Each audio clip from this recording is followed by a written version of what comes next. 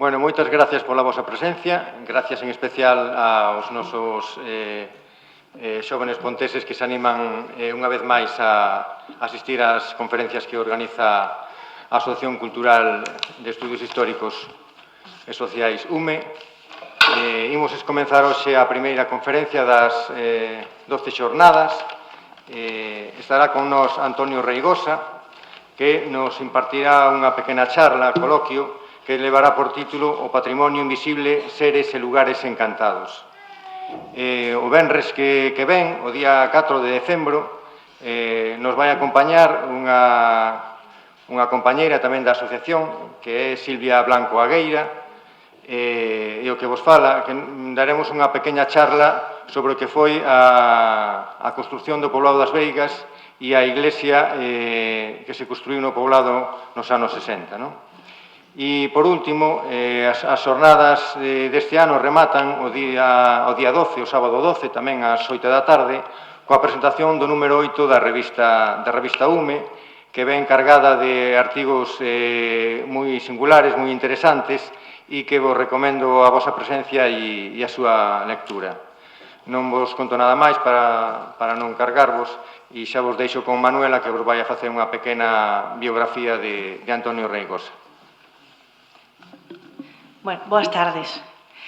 A verdade é que quería intentar non ler todo o que temos aquí, pero digo, é que Antonio é unha persona tan importante que fai tantísimas cousas que me gustaría poder dar unha pincelada exacta e correcta do traballo, das investigacións e de todas as cousas que fai.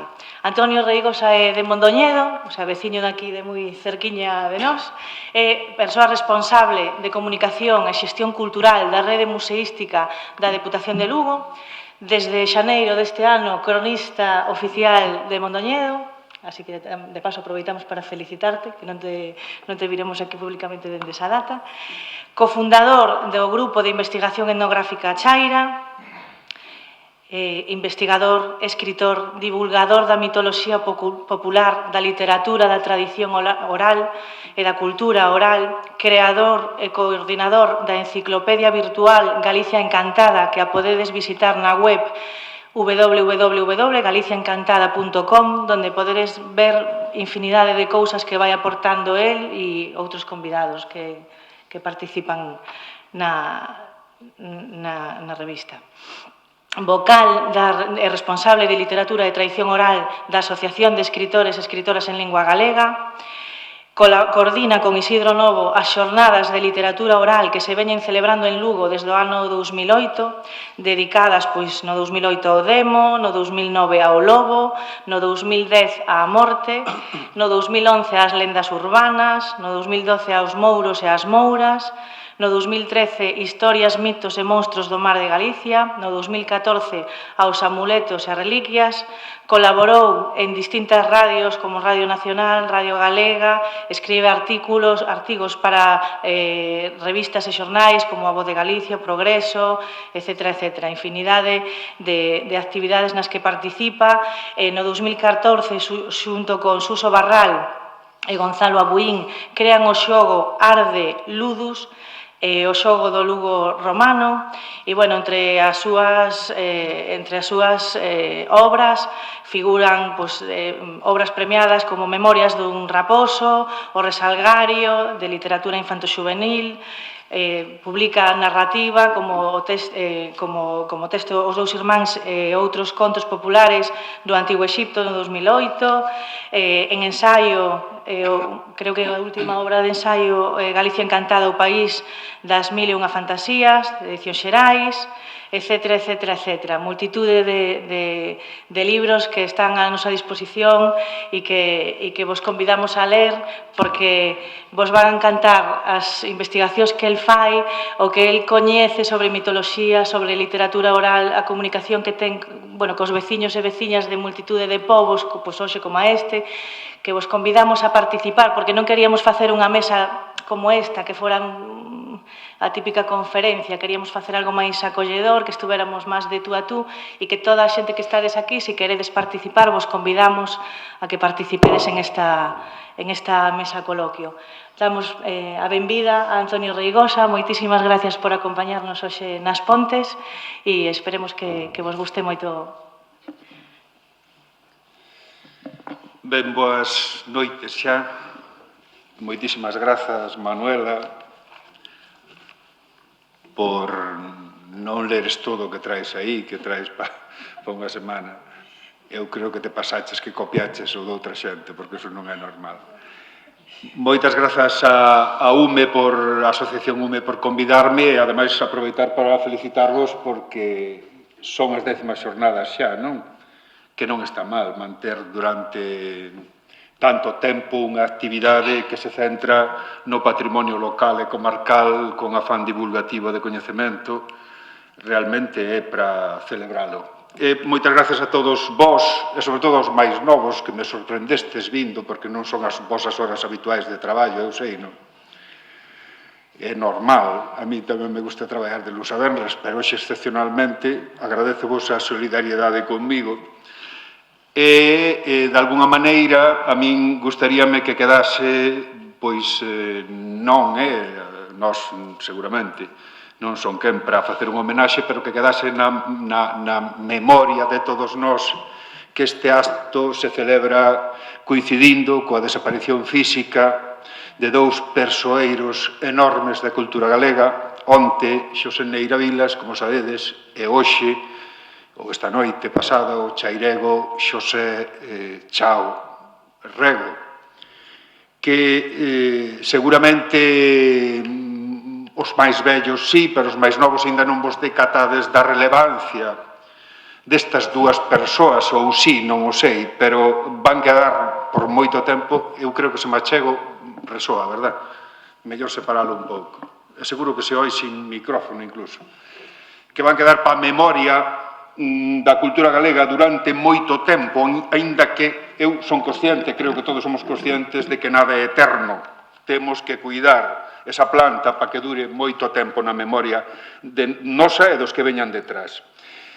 Eu o que vou facer na primeira parte, non moi extensa, dar unha visión xeral do que eu entendo e a que nos referimos cando falamos de patrimonio invisible, e logo, como dixo Manuela, ainda que bueno, pois, igual a disposición da sala e da mesa non permite o que sería unha tertulia ou unha conversa, intentámolo, centrándonos xa máis en casuística que vos podedes coñecer e que forma parte dese patrimonio invisible, dese patrimonio inmaterial que está no vosso entorno, é dicir, no que é o Concello das Pontes e arredores, e concellos de arredor, onde tedes coñecemento das referencias a seres míticos como poden ser mouros, ou mouras, ou encantos, ou tesouros, ou outros temas que están vinculados ao noso imaginario colectivo e que, por desgraza, e por moitas razóns que hoxe non imos analizar, evidentemente, sí que están caendo no esquecemento, porque os tempos cambian e a nosa, digamos, dinámica actual leva-nos, bueno, pues a pensar máis noutras cousas ou a consumir outros produtos culturais que non son precisamente os máis apegados a nosa historia e á terra, non? En primeiro lugar, o que vos vou decir que é condición normal e natural en todas as culturas, en todos os povos, sempre que se trata de responder a 3 preguntas que son básicas. De onde vimos, quen somos e a onde queremos ir. Isto que parece moi simple, sen embargo, é un motor da humanidade desde sempre. Queremos saber quen foron os nosos devanceiros, que características tiñan, cales eran as súas cualidades, quen somos nós en función de ese coñecemento, por eso camiñou na tradición oral unha, moitas veces, magnificación, cando non divinización dos nosos devanceiros, e, sobre todo, o que máis nos preocupa mentres pasamos a vida é levála o mellor posible, é saber que vai pasar cando esa vida se acabe. Por tanto, toda cultura, todo o pobo, desde os primeiros tempos da humanidade, seguramente, ata que isto desapareza, que desaparecerá tal como van as cousas, eu sinto ser tan catastrofista, pero con tanto... é que están estes días co cumio este do como se chama, do clima e tal. Entonces, a verdade que as mensaxes son catastróficas, non? Se non corriximos ese, pois isto acabarase e mentres isto dure, seguiremos preguntando e teremos que crear seres e ubicacións, lugares nos que xustificar que estamos aquí para algo, non? Isto explícovolo con exemplos.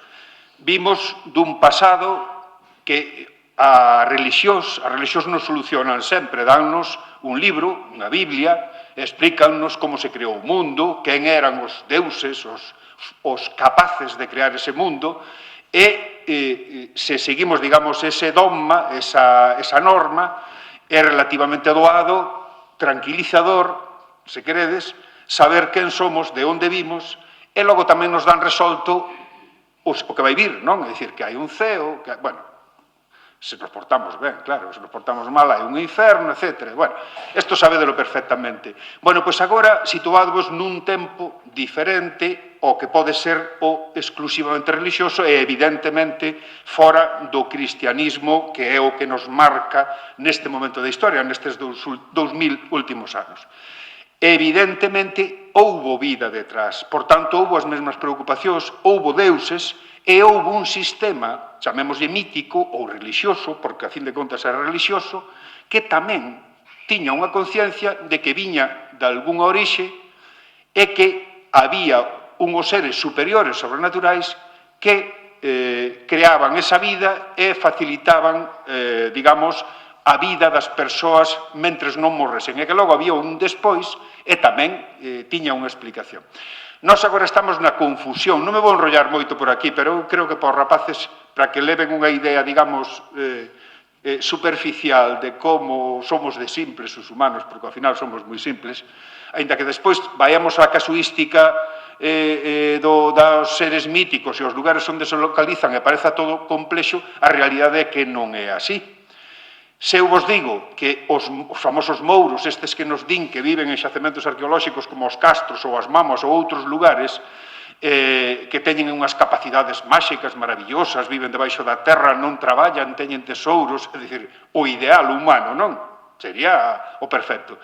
Eses son as ánimas, a divinización deses devanceiros dun mundo pagán, evidentemente non cristián, que tradicionalmente a nosa cultura e sobre todo esta localización xeográfica creou para encontrar un sentido ao pasado. Se falamos de mouras, que non son as mulleres dos mouros, nin moito menos, desas mouras que levan unha pedra enorme na cabeza, por exemplo, que hai moitas referencias por aí, ou que están encantadas e ten que ir o valente humano a desencantalas e de paso que consigue desencantala, vai dar o tesouro, vai casar con el, é un ideal humano. Quen non quere encontrar a muller, no caso dos homes, unha cultura machista, eso non vai falta repetilo, non? Quen non quere encontrar a muller ideal que ademais veña con todas as riquezas posibles para non ter que dar pancada? Evidentemente, está claro, non? É dicir, somos así de simples. En cambio, as lendas das mouras encantadas están aí. En cambio, as lendas das mouras que non teñen, digamos, connotación sexual, que é a da xiganta normalmente bella, que teñen unhas capacidades enormes, leva un penedo enorme na cabeza, ven representar a unha gran deusa dun pasado que non sabemos moi ben desde cando, pero que aínda queda entre nós, digamos, fosilizada nesas lendas locais das que xa case non lles facemos caso porque va, eso é o que dicían os vellos, non? En cambio, igual estamos perdendo a oportunidade de achegarnos a un mundo que, se entramos nas súas claves simbólicas, podemos coñecer e comprender. Enróllome moito, pero...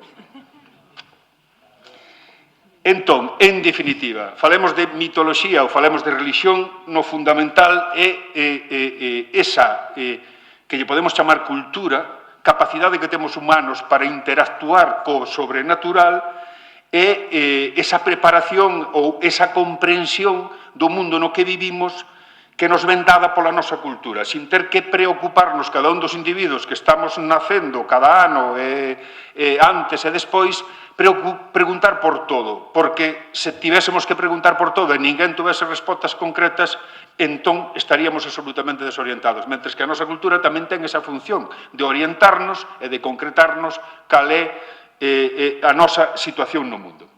Por tanto, unha herdanza cultural que nos ven de atrás, moi mesturada neste momento, evidentemente, pola cultura, chamémoslle clásica, que nos veu a través de outras fontes, e tamén hai un elemento moi importante que debemos ter en conta en Galicia, que é o da singularidade xeográfica. Isto de vivir nun fisterre, nun fin da terra, que, como sabedes, desde sempre que temos coñecemento de como se interpretou a situación xeográfica do mundo coñecido, do mundo antigo, cando non se sabía que existía máis alá do Atlántico outras terras, esa condición de ser non só o fin da terra coñecida, senón ser o fin da vida. E se vos empezades a preguntar por que temos a San Andrés de Teixido e o seu vínculo co máis alá, por que temos a Santiago de Galicia, e os peregrinan desde o oeste hasta o oeste, en definitiva, estamos reproducindo un mito antiquísimo que é seguir o camiño do sol. Nacemos no oeste, co nacente do sol, e imos buscando máis alá no oeste, por tanto, co ocaso do sol. Somos así, de simples, repetirei-no moitas veces, porque ás veces dá a impresión de que nos metemos en interpretacións moi complexas cando a realidade, a pouco que nos acheguemos a ela, é moi simple, é moi elemental. Buscamos ese máis alá que o cristianismo xa lle empezou a chamar paraíso, no caso de que nos apeteza buscar ese lugar do benestar que non nos garantiza ningún plan de pensións, non hai maneira, por moito que falen e digan e prometan, pero que sí nos garantiza crer que despois da vida hai un máis alá que pode ser placenteiro e tanto me dá que nos solucionen culturas, chamémoslle atlánticas, que nos falan das illas dos Benaventurados, das illas do Alén, de San Brandán, de Santo Ero de Armenteira, é mi igual. Ou do cristianismo que me di que hai un ceo e hai un paraíso no que imos estar como Dios, nunca mellor dito. Por tanto, mentres, e agora xa vou baixar a terra, vou baixar ao nivel que pisamos todos os días.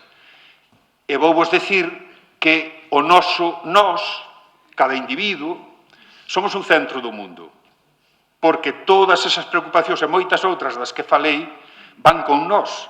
Por tanto, o mundo, e isto pode parecer moi atrevido, pero neste contexto no que estou falando eu, creo que non, o mundo xira alrededor de nós. Necesitamos que o mundo non se nos escape das mans.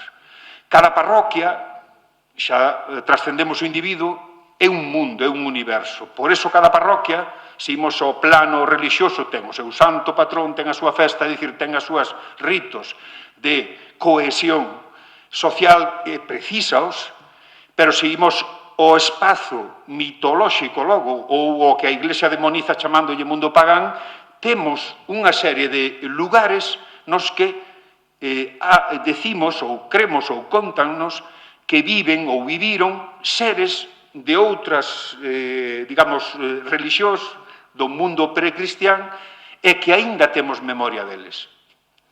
O pozo donde viva Moura, o Penedo que levou a vella que dixen antes, a Croa do Castro que ten debaixo un túnel polo que van os mouros cos seus cabalos levar a beber a non sei que fonte. Podemos poñer cantidad de exemplos, pero darémonos conta enseguidiña, darémonos conta, polo menos os da miña xeneración, que tiñamos un coñecemento moi grande do noso entorno.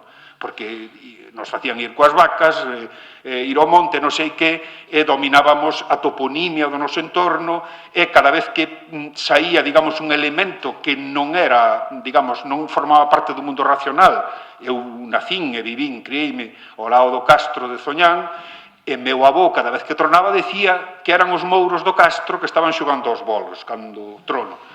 Claro, evidentemente, a min esa fantasía, pois, para min era unha provocación, eu necesitaba saber máis, non?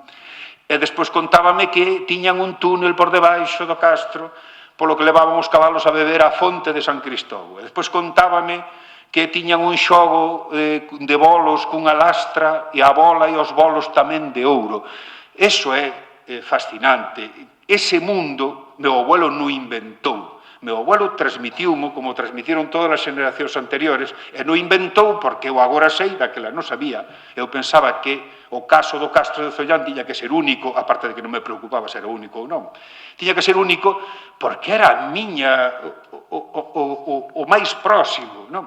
Ou a fonte de cristal, que nunca vin, pero que me contaban dela. Bueno, o que vos quero dicir con isto, para non enrollarme co do meu entorno, é que se eu collo estes elementos, mouros, chamanse mouros, teñen túneles, teñen tesouros, xogan os bolos, teñen cabalos, etc. Agora sei que todos os castros galegos e todos os castros do mundo, é dicir, todos aqueles lugares onde esa cultura se desenvolveu, teñen os mesmos elementos simbólicos. Por tanto, estamos falando dunha gran construción cultural que merece a pena pararse a recoller os elementos, recoller os detalles e, se o caso, xa non digo que todo o mundo tiña que facelo, tratar de entender que pasaba aí, non? Por que? Eu sempre poño un exemplo que me parece que é útil, porque todos oímos falar da Compaña, non? Da Santa Compaña. E todos sabemos, máis ou menos, que é unha procesión de ánimas que levan un vivo diante, que leva a cruz, que vai un que é coxo, que vai outros que levan unha especie de velas alumando, pero que se te fixas ben resulta que son osos de mortos que van alumando.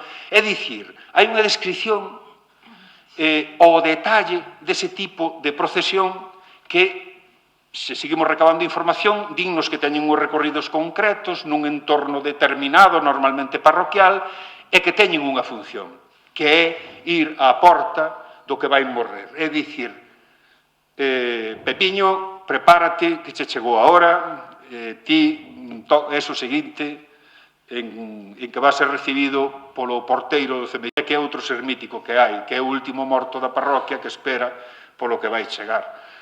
Bueno, eu o que vos quero dicir con isto, porque en todas partes, desde Tui as Pontes, Ortigueira, Viveiro, etc., se describe a Compaña exactamente igual e ten a mesma función. Porque somos aínda unha cultura moi cohesionada e que temos unha serie de elementos simbólicos que significan exactamente o mesmo en calquera punto xeográfico do país. Por tanto, na medida en que descuidemos o coñecemento desta transmisión, estamos desconectando cunha pregunta que é básica. De onde vimos? Se o queremos saber, temos que fixarnos en todo isto. E quen somos?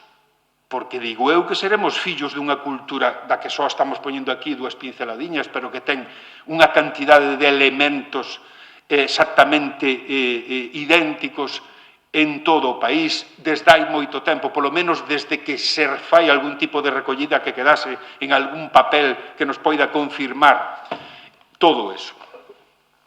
Dixen que iba a rebaixar, pero non son capaz, non son capaz. Pero, bueno, en todo caso,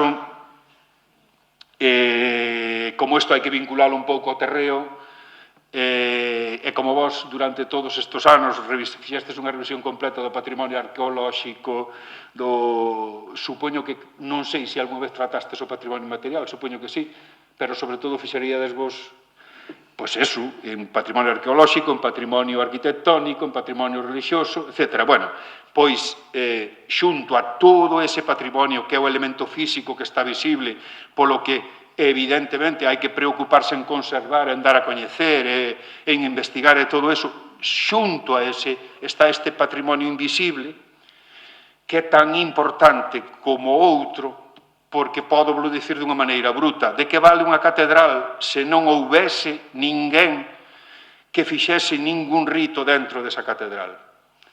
Sería unha construción absolutamente inútil, por tanto, por moito que se matasen os devotos do románico, ou do gótico, ou do barroco, ou do que fosen, conservalo non terían ningún éxito se non hai, como mínimo, un grupo social que, ademais desa parte física, que normalmente son da que máis se despreocupan, non sei por qué, non houvese unha parte inmaterial, un mito, en definitiva, porque o rito non deixa de ser a recreación constante do mito para que se recorde, e o mito é o que constantemente nos está, é o relato que nos conta como naceu todo, e o rito están nos dicindo constantemente que ese mito sigue sendo útil, non?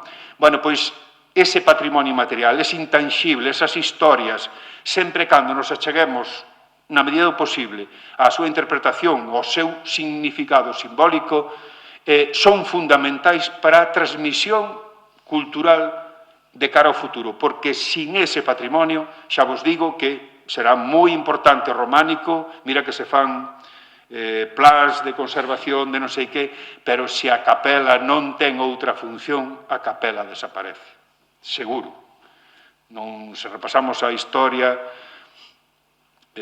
xa do século XIX e a do XX, dese concepto de progreso que era absolutamente arrasador, eu falando de Lugo só, e a quen coñeza Lugo, a cantidad de edificios do modernismo que levaron por diante as paleadoras, con eso xa sería suficiente para explicar cal é o que nos move a conservación do patrimonio. Por tanto, relatos que non nacen da realidade, que senón do imaginario colectivo, e que son imprescindibles, necesarios, porque sempre hai dous elementos de transmisión que son claves. Hai alguén que conta, hai un narrador, que o necesita contar, pero ademais ten a misión de facelo porque sabe, pero hai un oidor, un escoitador, porque ten necesidade de saber. Mentre haxe eses dous elementos, non hai perigo. O problema é cando falla algún deles, o que non conta ou o que non está disposto a escoitar.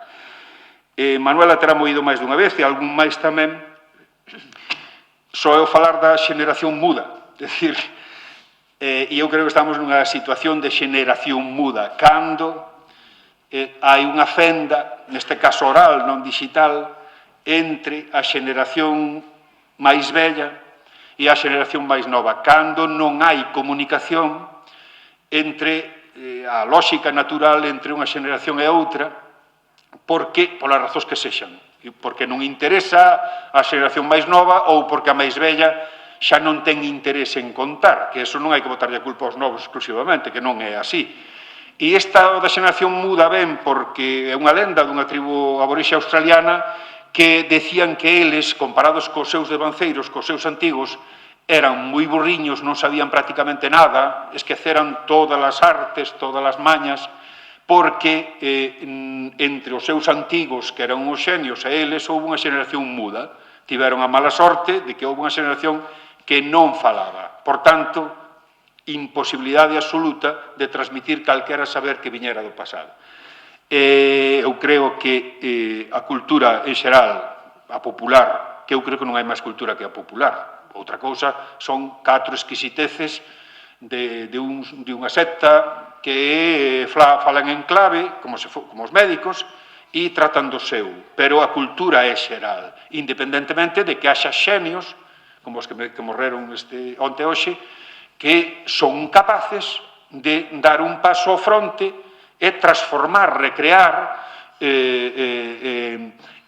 darlle unha volta e facernos ver de outra maneira esa cultura. Pero se non hai esa materia prima, non son desta cultura, son de outro tipo. Vamos a ver, aquí tedes unha lenda, tedes aquí. É unha lenda moi generalizada, que agora prácticamente non se conta, pero que seguro que oístes porque lle afecta ao Eume, que é a famosa lenda da orixe dos 3 ríos e as 3 fontes que compiten por chegar ao mar, non? Que é unha lenda aparentemente sinxela, pero que realmente é unha lenda fundacional, é unha as que chaman etiolóxicas de orixe, e que explica pero moi profundamente se a comparamos con outras, incluso sin ir moi lonxe, coas que hai do Pedregal de Irimia, do Nacemento do Miño, etc., que explica a divinización da auga como elemento case divino fundamental para a vida. Sabedes que conta que nacen 3 fontes xuntas, 3 irmás. Eu creo que o primeiro que lle alín foi a Dona Petri, que foi como se chama? O que son eu? Cronista de Viveiro. Sí, bueno, pois, aínda que normalmente, bueno, pois, o Eume aparece sempre, ás veces dice que outros dos ríos son o Sor, ou son o Landro, ou son o Masma, pero, bueno, 3, ten que ser 3, porque os números impares teñen un significado no que non vamos entrar hoxe. E conta que nacen 3 fontes, 3 irmás, e a primeira que chegue ao mar levará de tributo todos os anos a un ser vivo, é dicir, hai que facerlle un sacrificio. Non sei se sabedes que engaña. Esta vez non gaña o Barça. Esta vez gaña o Eume, a fonte, porque, ademais, é moi curiosa a lenda, porque entra en, digamos, en debilidades humanas, non? Acordan eso e acordan que cando teñan que parar a descansar, descansan, e a primeira que esperte, o día seguinte, avisa as outras, para que non haxa trampas, nin ventaxas, nin nada, non? O que pasa que, en fin, primeiro, xa que estamos nas pontes, primeiro a fonte que daría orixe ao Landro desperta despois da primeira noite de descanso e non avisa as outras e bota a correr cara ao mar, entonces as outras dúas, cando se dan conta, en fin, cabríanse moitísimo e tíranse polos valados por donde poden e tal. Na segunda noite, a primeira que desperta, vamos a poñer o Sor, e a que desperta primeiro non avisa a ningunha das outras dúas, e cando se dá conta a fonte que dá orixe ao Eume, bueno, se a vira descorrer por aquí, pasou, pero non a veu ninguén do que corría.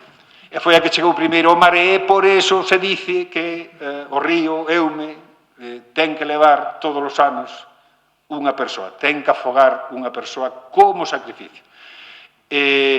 Isto é real, non? Isto é puro imaginario, pero está transmitindo nun momento en que este tipo de relatos son de fe religiosa que a auga é fundamental, é pobre de ti se non a respetas porque leva vidas humanas.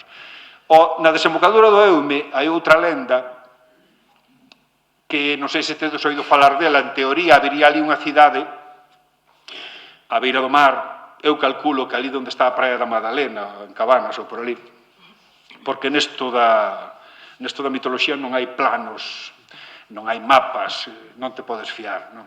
Entón, eu aproximadamente creo que por ali, que fala de que nesa cidade vivían 3 mozas que tiñan a peculiaridade de ser transparentes. Se bebían auga, víase pasar a auga, aínda que fose mal, pero se bebían viño, imaginade, non? Todo o circuito que pode recorrer o viño, e que se vise desde fora. Bueno, aquelo era un síntoma de pecado, de falta de respeto á natureza, non? Vai aparecer un vello que vive no outro monte e que, vendo que esta cidade todos estaban descarriados, que os soldados, en vez de atender ao que tiñan que facer, iban detrás das mozas, que eu tamén iría.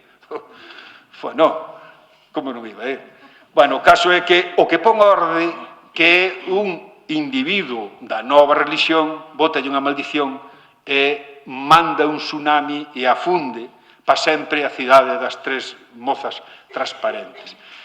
É dicir, con isto que vos quero contar, volvemos á auga, pero quero falar de outra cousa.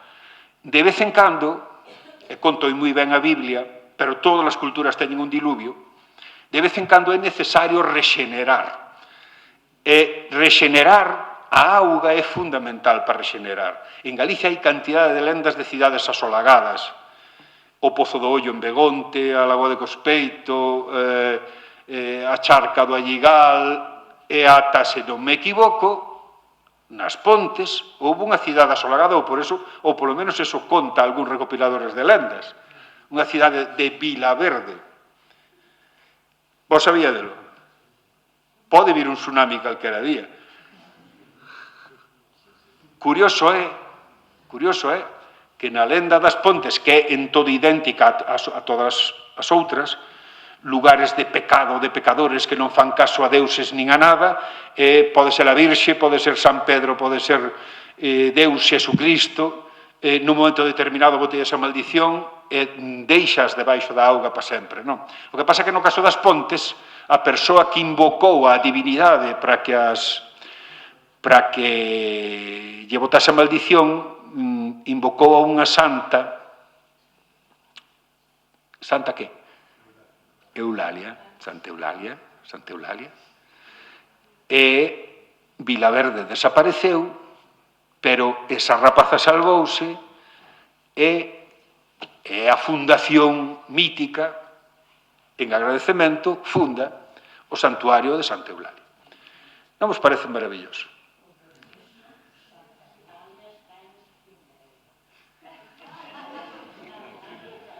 No, xa sei que está en Espiñaredo, pero invocou a Santa Eulalia, non prometeu que iba a facela no mesmo solar onde estaba Vilaverde. Non sei se me entende.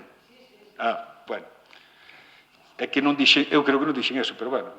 En todo caso, con isto que quero dicir, eu creo que xa podemos ir entrando en diálogo, porque, bueno, había tamén tiñamos por aquí a Pepa Loba, é que teño moitos casos daqui, a fonte das Boliqueiras, que por un lado é unha fonte de augas ferroxinosas, pero por outro lado ali hai encantos, tense recollido. É dicir, neste caso non se cristianizou, porque non hai un santo cristiano, hai un encanto, hai un santo, chamémoslle así, do mundo pagán, do mundo precristián. Pola razón que fose, non chegou a cristianizarse ou non tiña entidade suficiente ou que fora, non? Hai na Lagoa do Castelo hai un monstro. Isto digo porque aquí estades intentando crear un monstro. Non sei se vos cría ou non vos cría, porque é complicado crear un monstro. Isto é como os bonsais, hai que mimalo moito, pero algún día pode ser que o Lago das Pontes teña un monstro similar ao do Lago Ness e a parte do tema digamos, mítico, pois incluso poida favorecer o turismo, nunca se sabe. Eu non desistiría, pero na Lagoa do Castelo contas a historia dun monstro que cando, parece que a lagoa non ten auga todo o ano, pero cando a ten é suficiente, porque se conta que ali hai un tesouro e un cura de por ali foi co criado, o criado tiña que ler no libro de encontrar tesouros, o libro máxico de ler e desler. E só tiña unha condición, tiña que ler e non podía cerrar o libro, mentres o cura metíase na auga da Lagoa do Castelo para ir buscar o tesouro. Pero o criado non sei que lle pasou, despistouse, asustouse, o caso é que cerrou o libro e o cura quedou dentro da lagoa. Solo parece que aboiaron ali uns restos de cura, uns cachos do que fose. Inda se ven, non? Bueno, para que quede claro que foi certo. Para que quede claro que foi certo. Bueno, por non falar da orixe máis ou menos simpática do topónimo Bermui, pero que se vincula con un período histórico tamén con unha gran influencia religiosa, o rei Bermui cristiano perseguido por Almanzor, e fai unha paradiña aí no castro o rei Bermudo, perdón, fai no castro de Bermui, e ala, xa bautizou o lugar para toda a vida. Está ben. Poderíamos falar da tira de seres míticos. Eu que quero é que vos quede na cabeza que todo eso é un entramado aparentemente disperso, inconexo, eso non deixa de ser máis que unha fantasía de vellos, cando a realidade é que somos capaces de xuntar todas esas pezas como un puzzle e ir pouco a pouco compoñendo algo, ao final hai algo. Falemos antes da Moura Vella, que leva un penedo na cabeza, pero outras veces leva 2 penedos debaixo dos brazos e ademais vai dando de mamar a 2 nenos que leva colgados ao peito. Non sei se estes falar en Asturias falase moito da vella que leva as tetas para atrás e os nenos van colgados aquí. E incluso casos que, para que se vexan grandes, que son que se arrastran. Este é un arquetipo que se dá en moitas partes de Europa. Eu en Galicia non encontrei aínda, digamos, unha referencia, pero seguro que había. Pero desa vella hai unha orca vella en Fisterra que din que ten ali o enterramento, Pero tamén está a vella do Arco da Vella. Non sei se vos fixastes algunha vez na vella do Arco da Vella. Se chaman o Arco da Vella, será que hai unha vella movendo o arco, digo eu, non? Unha vez contaron ya a Miranda, que é un dos coautores do Dicionario dos Seres Míticos, en Chantada, nunha parroquia de Chantada, un día despois dunha xeada enorme, unha señora maior veciña da casa dos sogros dixo: esta noite moito peneirou a vella. Ala, outra vella que fai a xeada, a do Arco da Vella. Se nos paramos no folclore relacionado co Arco da Vella, Arco da Vella vaite de aí que as nenas bonitas non son para ti. Perigosa. Arco da Vella vaite de aí que as nenas bonitas non son para ti. Pero o Arco da Vella ten cousas boas. Ali onde pousan, cando un dos extremos hai un tesouro. Pero se un neno mexa debaixo do Arco da Vella se callo pito. A ver, en que quedamos?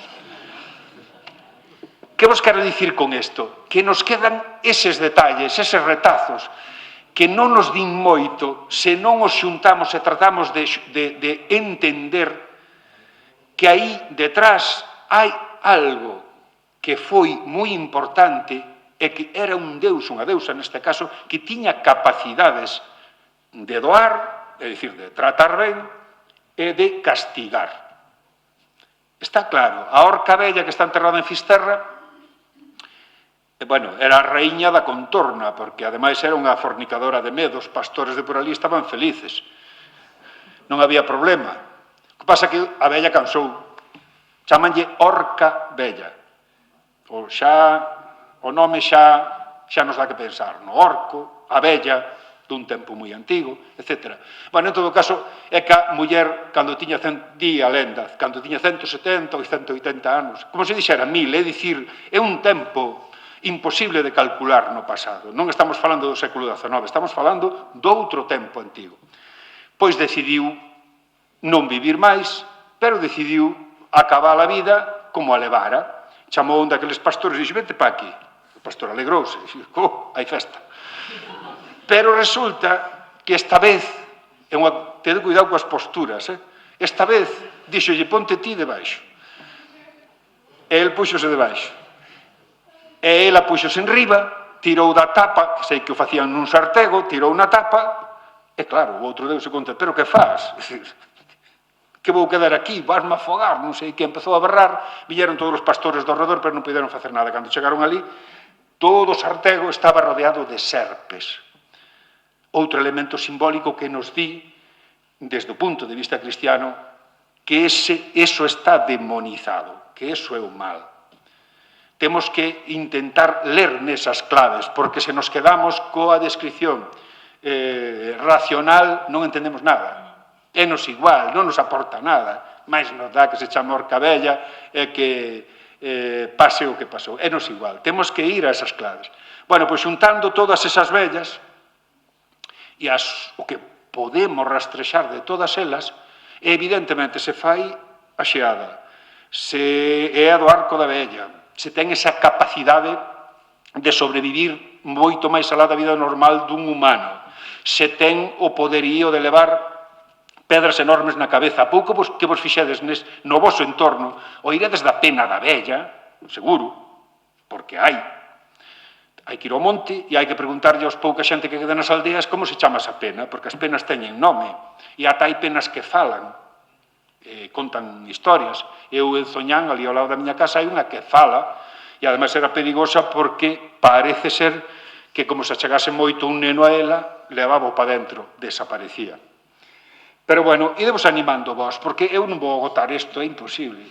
E ademais vos seguro que a unha hora decente, poñamos que ás 12 teredes que ir para a casa, digo. Entón, o que quería era igual entrar en referencias que podedes ter vos. Tiña que falar algo de Pepa a Loba, aínda que porque o personaxe ten moito predicamento tamén nesta comarca, non? Especialmente na zona de Vilalba, Xermade, realmente ten moito predicamento en toda Galicia. É un arquetipo de bandoleira que anda a cabalo entre facelo ben, é dicir, roubarlle aos ricos para darlle aos pobres, e logo a brutalidade da bandoleira bandoleiros, neste caso muller, clásicos que fan, son violentos. Esta era simpática, porque daquelas curas, contase, tiñan a famosa tonsura, non? E Pepa a Loba fumaba, e picaba o tabaco na coronilla dos curas. Tampouco debera molestar moito o cura, non? Esas cousas, pero bueno, en todo caso, non hai comarca de Galicia que non se diga que hai unha casa de Pepa a Loba, a casa onde viveu Pepa a Loba, os da Loba, etcétera, etcétera. En todas partes se contan historias relacionadas con Pepa a Loba, normalmente